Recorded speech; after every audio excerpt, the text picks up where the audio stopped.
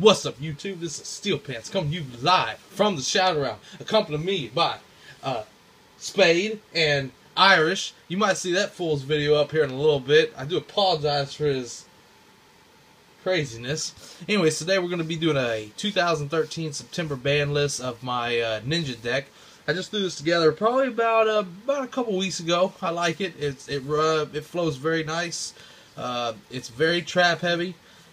It has very little. It has a good amount of magics, but it's mainly deals with a lot of traps. So we're gonna get started with this deck. It's very competitive. I like it. We're gonna start off with three Grandmaster Hanzos, whatever the hell they're called. These cards are really good. As soon as they're normal summoned, you can actually grab the Super Transformation trap cards to special summon the Winged Beast monsters or Dragon monsters that go into this deck. Again, this deck is kind of like it stops the build-up, as I like to say. Same with the Black Wings. I like to run 3 of those. Those are an absolute must. So we use those in this deck. I also like to play 3 Upstart Golden Ninjas. Sorry about the glare there, if I can get that out of the way. There we go. I like to play 3 Upstart Golden Ninjas. They're good when you have a lot of trap cards in your hand. You can send 1 trap card from your hand to the graveyard, and you can special summon a level 4 or lower ninja monster in face-up defense position. So, gotta have 3 of those. I like to play now 3 Mask Ninjas. I call these the Calvin cards.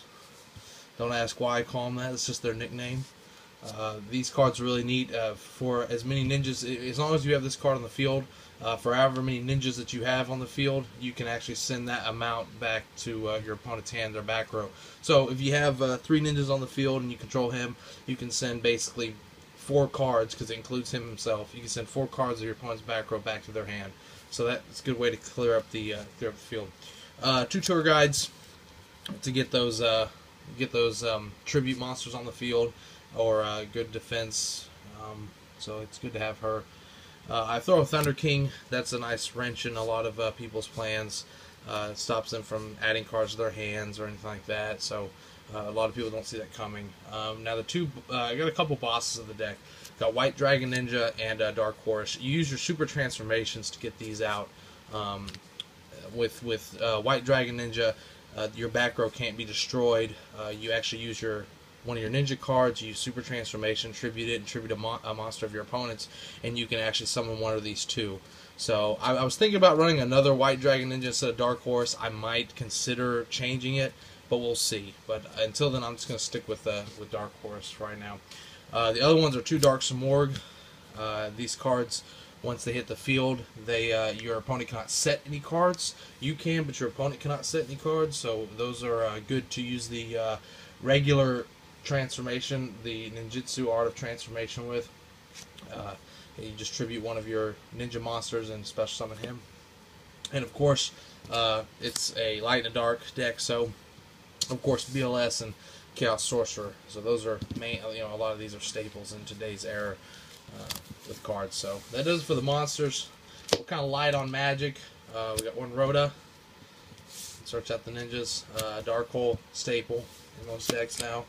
3 MSTs, because especially nowadays back row is huge, so you want to try to get rid of those back row cards as best you can. Book of Moon, want to stop them from attacking you or something. Swords, I throw swords in there just so I can build up my lock, because this is a lock deck, so I like to give a couple turns to build up my lock, and I'll show you that in a minute. And then of course 1 Smash and Ground.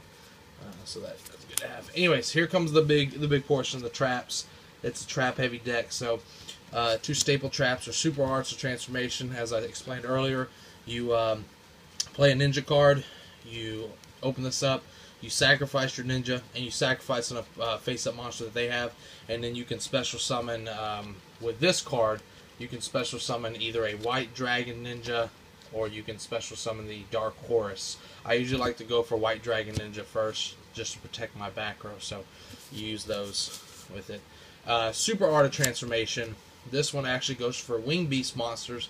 You just sacrifice one of your ninjas, and you can bring out Dark Simorgh, and he goes on the field, and he basically creates that lock of you cannot set cards. So, let's see here.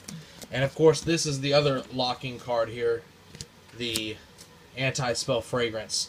When this card's on the field, you must set cards first before you can activate them. So you can't just play a Dark Hole or something. You actually have to set the card first. Well, let's say you have this on the field and you have Dark Simorgh on the field.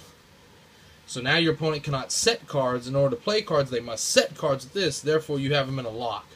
And of course, a lot of times, like, oh, well, I'll just try to destroy that card. Well, if you have this guy on the field, White Dragon Ninja, he protects your back row. So if you can get these 3 cards on the field, your back row's protected. Your opponent cannot set any more cards. So basically, in order to kill these guys, they have to fight them, face to face, and they're 2,700 attack. So it's kind of hard to get over that. So that's a nice little lock. Next, we have One Solemn Warning, another staple. Compulsory, another staple. And again, this stops the build-up. Yeah, fuck it. That card just blows people up. Dust Tornado, again, to get rid of those back rows, because they can be a pain. Bottomless Trap Hole, Different Dimensional Prison, you know what, I don't know why I said that, whatever. It's whatever. This really rare and awesome Torrential Tribute that has been jizzed all over with marker. So, yeah, that is a real Torrential Tribute. Somebody just got colorful with that. Of course, Mirror Force. And this card actually, Starlight Road, huge card. When someone wants to play Dark Hole, or somebody wants to play Lightning Vortex, or anything that does a mass destruction of cards, you want to play your Starlight Road, it negates it, and then of course you can then special summon Stardust Dragon with that. So again, with your back row being heavy with cards, before you get your White Dragon Knight out, or your White Dragon Ninja out, you play this card when they want to destroy it. Like, I don't know, they play something that destroys 2 or more cards. Play that, negate it, and then you can obviously special summon your Stardust Dragon. So, anyways, that is the Ninja deck. Again, I made it not too long ago.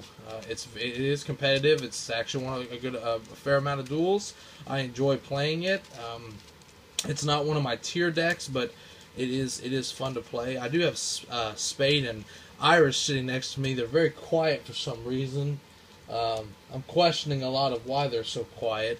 But Irish actually is doing his first video right now, so don't knock him too hard. He just started doing this, and again, me and Spade will put out some more videos as time goes on. So just keep us in mind here. Look and see what we're up to. If we put any more videos, y'all comment, like, subscribe. Do as you please. We're getting, like I said, better and better at this every time, hopefully. But if you have any questions, leave them in the comments. I'll be sure not to answer you. Steel Pants out.